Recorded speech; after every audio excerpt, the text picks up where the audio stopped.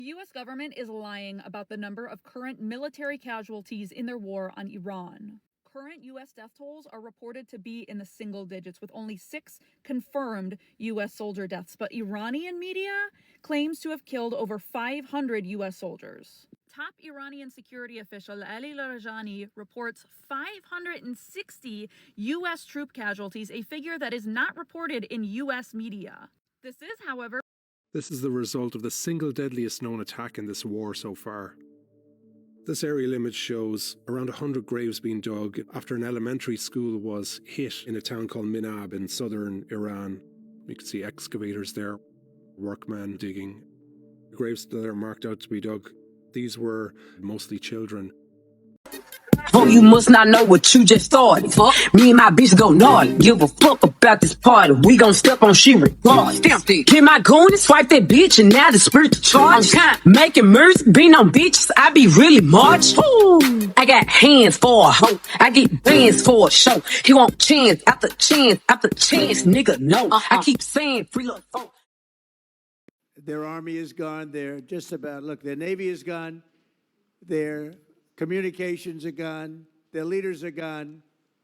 2 sets of their leaders are gone. They're down to their 3rd set. Their air force is wiped out entirely.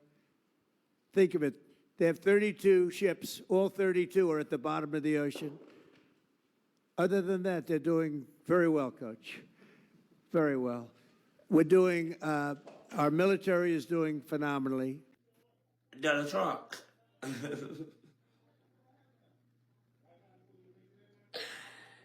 Don't let this country go down. Donald Trump. Don't let them run over this country. Cause a lot of people is on your side right now. A lot of us black Americans is on your side. But guess what? Don't let this country go down. You need to start caring about people. All this that's going on with these laws and stuff like that, baby. Don't let the motherfucking don't not let the black American fucking burn the fuck down. Cause it's already here. It's already burning. Okay, it's already burning.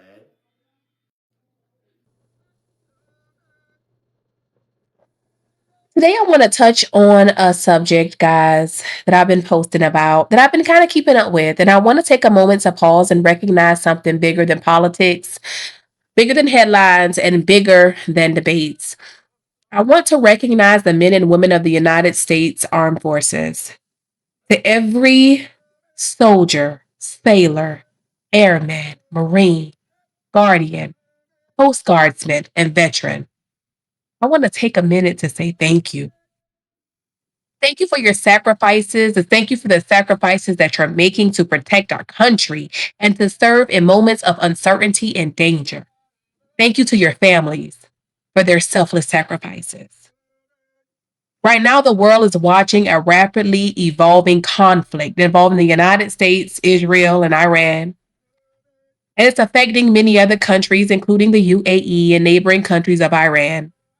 As of today, the war is entering day 8 since the initial strike on February 28, 2026, and the situation continues to develop across the region.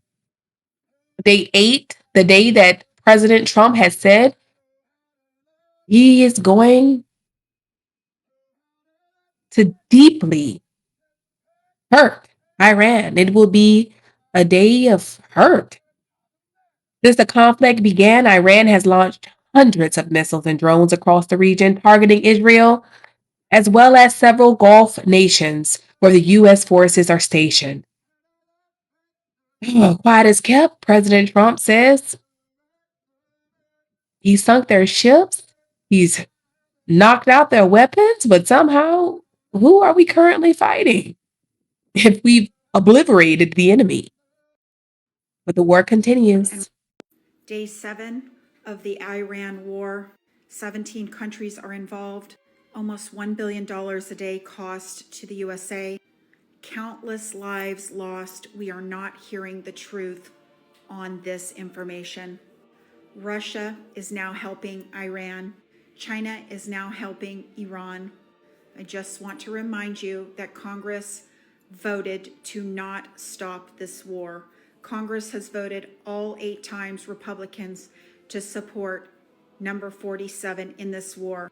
Every single day, they could call a vote and end this war. Any day, Republicans can call a vote and end this war. I want you to remember this, if nothing else, from this post. Up about this whole thing. Well, y'all, I got confirmation. Y'all peep this shit. So, y'all remember old boy from Iran? You know, the supreme leader? Yeah, this guy, the supreme leader of Iran. It has been confirmed. Oh yeah, they got him. He got. So, that's very unfortunate. But, with that being said, there's also something unfortunate I will also like to report. So y'all remember that school that they said they had hit, that all-girls school located in Iran? Come to find out, it was 150 baby girls that was taken out by that airstrike. And you know what's fucked up about this whole thing? Not only is our tax-paying dollars going towards bullshit like this, it is also going towards funding the lifestyle of the best friend that helped them do this fucking shit. While we, on the other hand, get fucking chump chains at the end of the fucking day, knowing good and goddamn well our fucking income tax is only gonna last us about a good 2 fucking months. Meanwhile, however, our fucking tax money over there in fucking Israel, oh honey, not only are we paying for their universal fucking health care, we are also paying for the fucking fact that each child that they fucking have, they get paid $1,000 up until their child is of age of an adult. $1,000 per child. So now that kind of had you fucking wondering, I wonder what does the average paying American get from that? Nothing. Oh, you didn't know that about Israel? Yeah, look that shit up. We are paying for their fucking livelihood. We're paying for this goofy ass fucking war. But what do Americans get in fucking return? Nothing. So let me ask you this one more time. Are we great yet? Highly doubt that. In Iran gonna get worse today. Come on, sip a little tea with Auntie. Let's talk about it. So Donald Trump offered Iran an unconditional surrender, quoting that it would be a dream for them to just go ahead and unconditionally surrender. Iran said, no, we're not surrendering not one bit. Let's keep it going. And since that happened, Donald Trump said, okay, today on Truth Social, he stated that Iran will be hit very hard. I'm talking about intentional destruction, like this is the goal.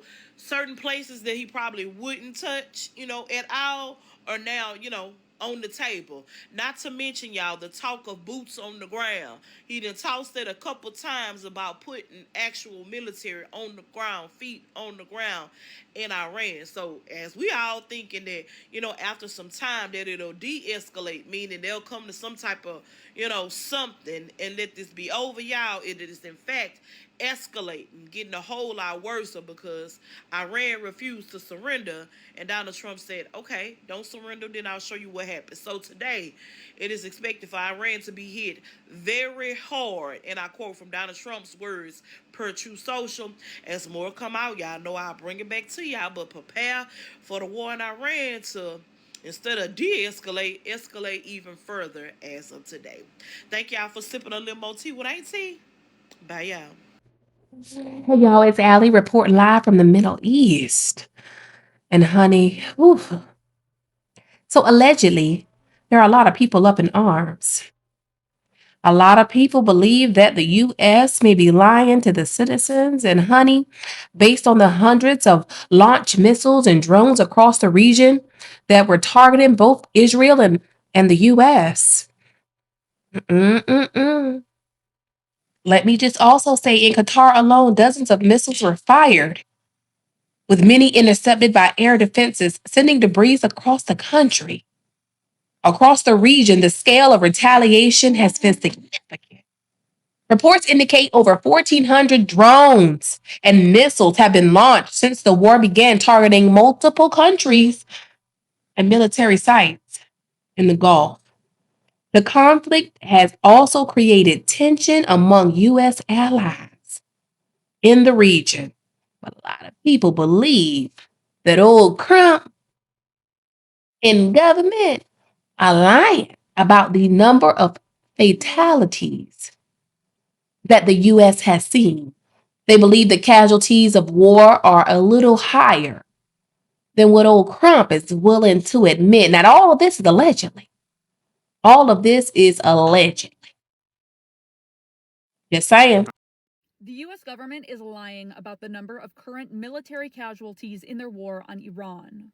Current U.S. death tolls are reported to be in the single digits, with only 6 confirmed U.S. soldier deaths, but Iranian media claims to have killed over 500 U.S. soldiers. Top Iranian security official Ali Larijani reports 560 U.S. troop casualties, a figure that is not reported in U.S. media. This is, however, being reported outside of the U.S. China's reporting it. Spain is reporting it. But the U.S. military has already accidentally revealed that there are more casualties than they're letting on, with a now deleted job posting. The U.S. Dover Air Base in Denver was actually caught posting and deleting a job notice about a position for shipping the belongings of U.S. military casualties. The personal effects specialist position was posted for urgent hiring, suggesting that there are more casualties than the U.S. government is letting on. And this comes after Donald Trump's comments at Mar-a-Lago this weekend that there will likely be more casualties in the Iran operation, and that's just the way it is. Sounds like they were already aware of there being more deaths and were just trying to cover for themselves. Honey, War Alley is back, okay? And there are a lot of opinions about this war.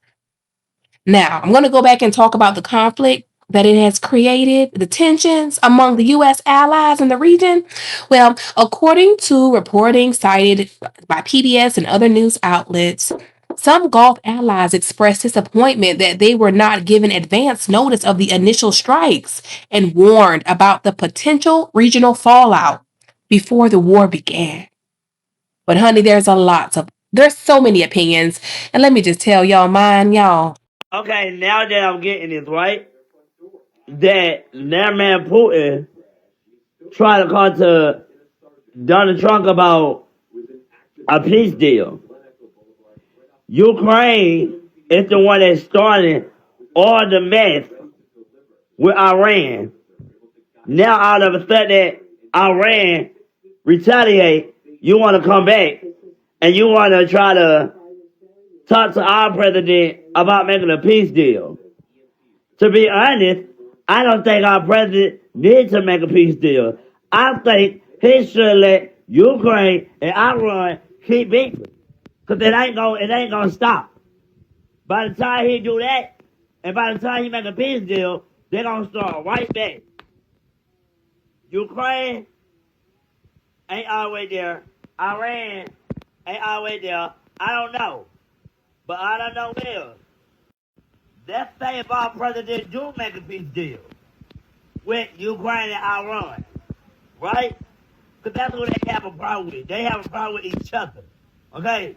That's the problem. But if he makes a peace deal with them, is they gonna be able to stop this time? Or what's gonna happen next? Or is Ukraine gonna start back trying to mess with Iran them? Make it make sense. There, man, Putin, you always start stuff. And I said what I said. And I meant what I said. Because you're the president for the Ukraine people. And you started war with the Iran people. Okay. We'll see. We'll see. We'll see. It was not Allie's opinion, honey, but it was cute, okay? But back to what I wanted to say. Beyond strategy, beyond geopolitics, beyond the headlines, y'all, there are real people serving on the front lines. Tragically, the United States has already suffered 6 losses that we verified, okay? The Pentagon has confirmed that 6 American service members were killed in a drone strike on the U.S. Operations Center in Kuwait during Iran's retaliatory strike. Their names have been released. They have been remembered by their family or are going to be remembered by their family, their fellow soldiers, and the nation that they served. Oh, each of them had family, friends, and communities who loved them. Each of them chose a life of service. Military service is not just about those who wear the uniform. It is also about the families who wait through deployments, the children who miss birthdays, and the communities who pray for a safe return. Oh, I could say so much more, y'all. Today, no matter where you stand politically or personally on world events, or whether you feel like the war is justified, we can all take a moment to do one thing together: honor the service, honor the sacrifice, and remember the men and women who step forward when their country calls. To every member of the United States Armed Forces, past and present, thank you for your service. Thank you for your courage. And thank you for protecting the freedoms that so many of us depend on every day. God bless our troops, their families, and the United States of America. I cannot say thank you enough.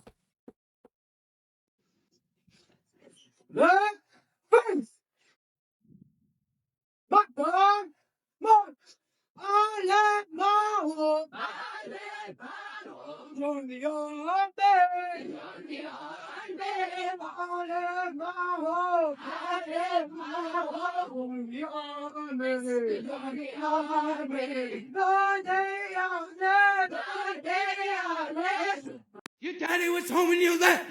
Your mama was home when you left. Your sister was home when you left. Your brother was home when you left. The dog was home when you left. The cat was home when you left. The fish was home when you left. Your daddy, your mama, your brother, your sister, the dog, the cat, the fish was home when you left. And that's the reason you left.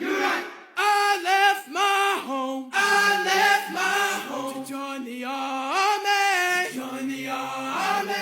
I left my home. I left my home to join the army. Join the army. The day I left. The day I left. My mama cried. My mama cried. She thought that I would surely die. Would surely die. I left my wife. I left my wife standing at the door. Standing at. Your daddy was home when you left. As we close, let us remember something important. The strength of America has never come only from its power or its resources. It comes from its people, the men and women who step forward when their country calls. Across generations, American service members have stood watch in places far from home so that others could live in freedom, safety, and opportunity. They serve in deserts, on oceans, in the skies, and in lands many of us will never see, often without recognition and always with sacrifice. That commitment is part of what has shaped what many of us call the great American experience. A nation built on ideals of liberty, responsibility, and hope for a better future. And while history reminds us that freedom is never simple and never guaranteed, and in fact, it comes at a price, it also reminds us that there are always those willing to protect it, those who pay that cost, those who are always open to paying the toll. So today, we pause to say something that should never go unsaid. To every service member, past and present, to the families who stand beside them, and to those who have given everything in service to this country. Thank you. Thank you for your courage. Thank you for your sacrifice. And thank you for the role you play in protecting the freedoms that define the United States of America. Whether I agree with the war or not, I just want to say thank you. May we always remember those who serve, honor those who have lost, and continue striving to live up to the ideals that make this nation strong. God bless our service members, their families, and the United States of America.